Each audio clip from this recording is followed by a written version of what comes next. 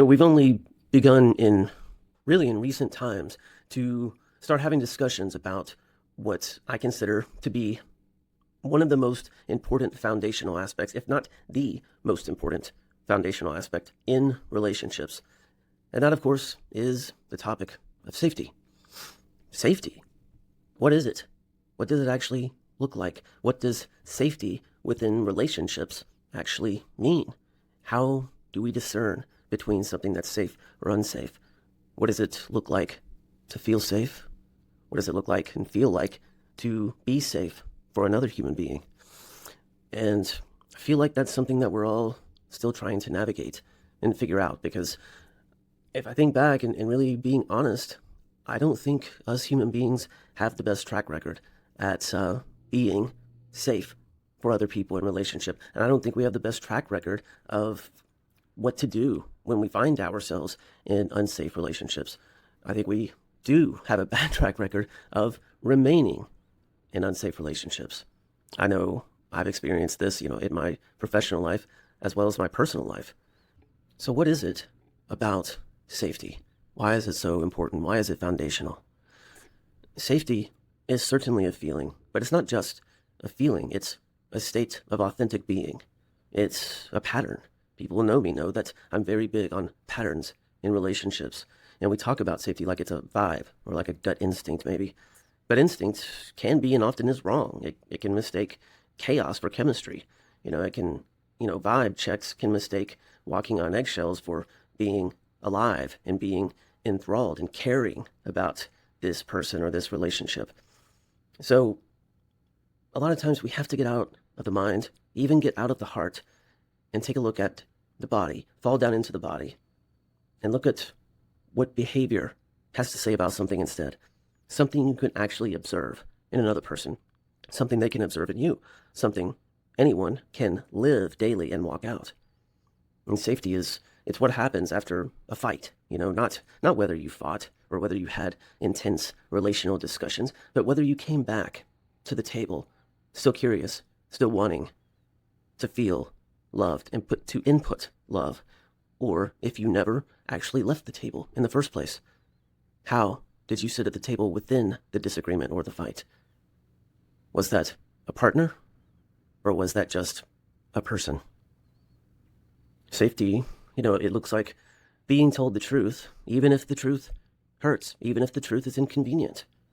A partner who doesn't manage your feelings by managing facts, but when taking your feelings into consideration, they approach your feelings with a sense of care, a sense of priority, but they also don't shy away from the truth or discussion topics that may help individuals or, both people or all people in a relationship grow together.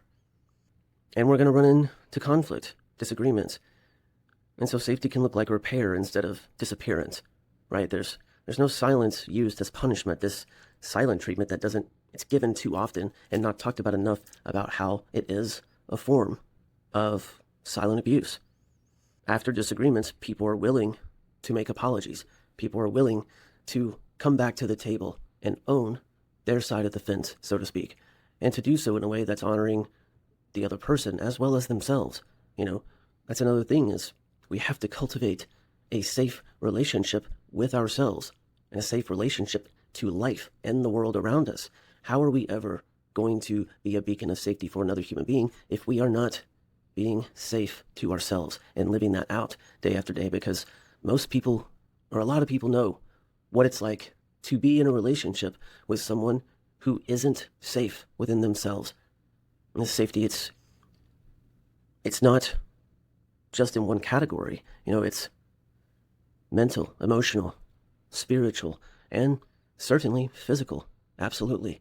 And it's a shame that we even have to talk about physical safety, but we do, because it's a massive factor, especially when we're seeing abuse numbers that keep rising when they should be decreasing as we progress in the evolution of our own consciousness and relationship consciousness.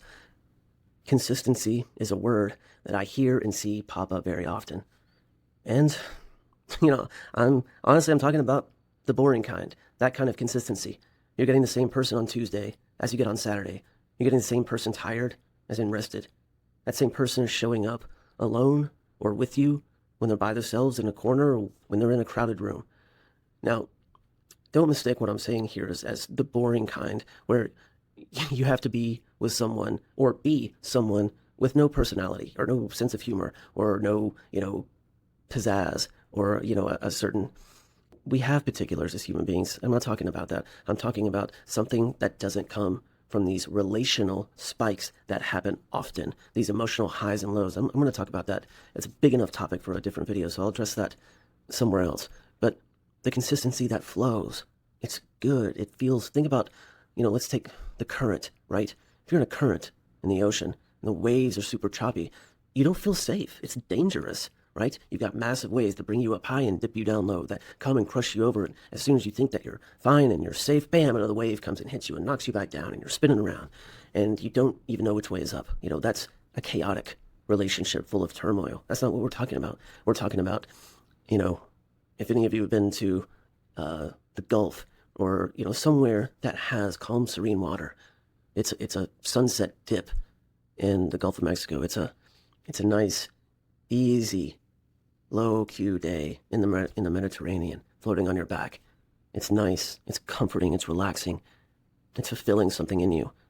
You feel okay, you feel safe. And when you feel safe, you are able to open up to your fullest potential and really bring who you are, who you truly are, not the mask, not the ego, not the wounds pretending to be just insecurity that's concealed. No, the full self, the heart, the soul. That's what we want in relationship. That authentic type of love.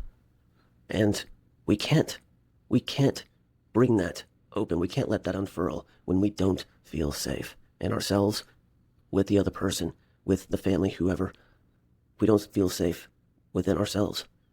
And so it's foundational. It's of the highest importance. None of the other categories can actually be sustained, let alone be glorified in their utmost and highest honor without having a foundation of safety. When it comes to our romantic relationships, we want passion, we want fire, we want, that sense of heat that comes with falling in love and being in love and living in relationship, in love. But passion is also easy to fake. Anyone can perform intensity for a weekend or for a night, right? Safety, unfortunately, it can only be proven over time through our actions, through our behavior. That's the fruit that we shall know ourselves and the other people. Time.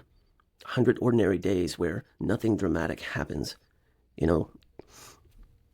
There's no numeric value that you can give to it, but you know it when you feel it. You know it when you see the behavior, when you can go a length of time and notice there isn't incessant drama. There isn't chaos that swirls. You're not walking on the eggshells around your partner. You're not scared if you are being too much, or you're holding yourself back because you're afraid you're too much and living from a place of fear. You're not trying to, you're not constantly telling this other person that they are too much, right? Hey, look, it's true. Being too much. Sometimes, we can be a little extra. We can be dramatic as human beings, right? Things happen. I'm not talking about these little instances that come about in relationships. It happens. We're fiery human beings, us passionate people, but have a relationship that is always in that robust current. What once was very exciting will become very exhausting very quickly.